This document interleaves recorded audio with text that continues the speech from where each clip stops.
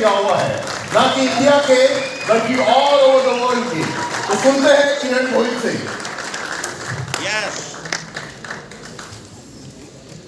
Thank you sir. नमस्कार। मैं तो बहुत मोटिवेटेड हूँ। सर ने जो बताया, कीर्तन सर ने, मुझे थोड़ा सा एक डिटेल्स थोड़ा सा शॉर्ट में बताना है कि इस लॉ को इम्प्लीमेंट होना कितना जरूरी है।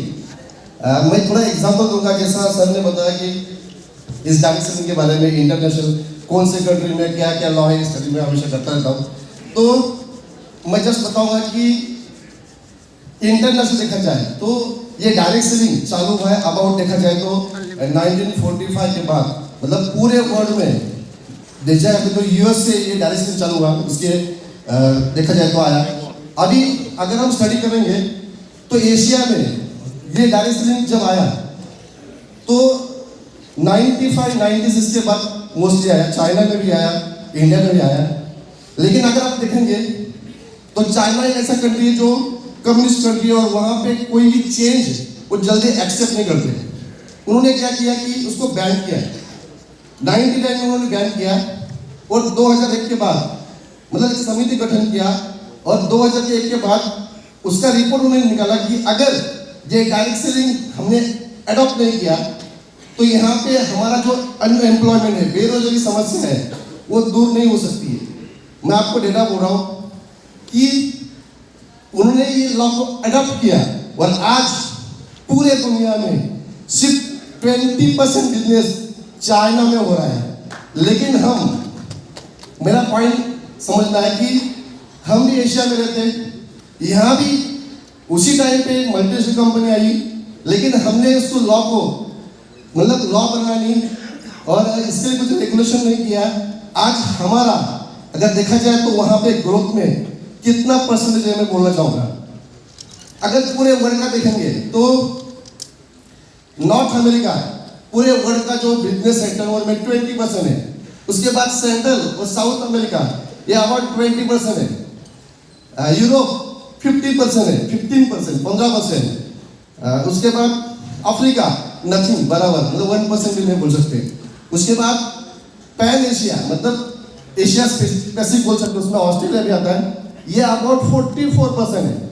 अभी ये जो डेटा मैं बोल रहा हूँ ये मेरा नहीं है या किसी कंपनी का नहीं है, ये WFDSA का है या तो KPMG मतलब जो एक इंटरनेशनल फर्म है जो देखा जाए तो गाइड करती है या ऑडिट करती है, और इन्होंने ये WFDSA लिया था, मतलब world federation of direct selling association, जो आज से नहीं 50 साल से पूरे वर्ल्ड में जितना इस डायरेक्ट सेलिंग में हर कंट्री में जो बिजनेस होता है उसका डेटा मेंटेन करती है, उससे लिया है। तो एशिया का जो टर्नओवर है ये 44% है। कितना परसेंट है? 44%।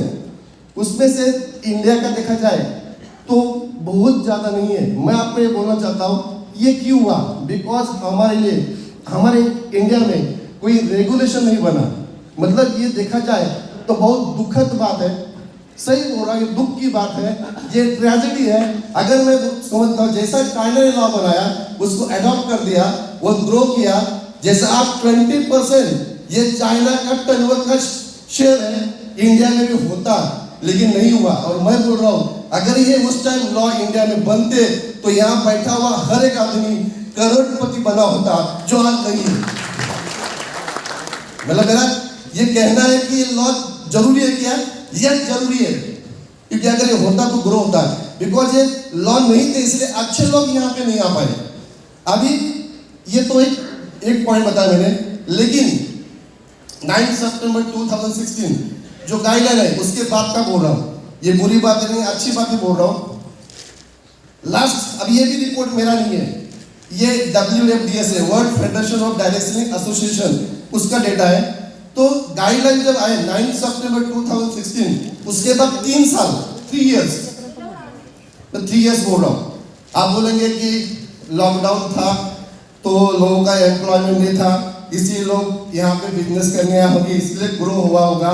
ये लॉकडाउन का पीरियड का नहीं है, 2016 से लेकर 3 साल का, मतलब 19 तक, लॉकडाउन के पहले का। तो वापस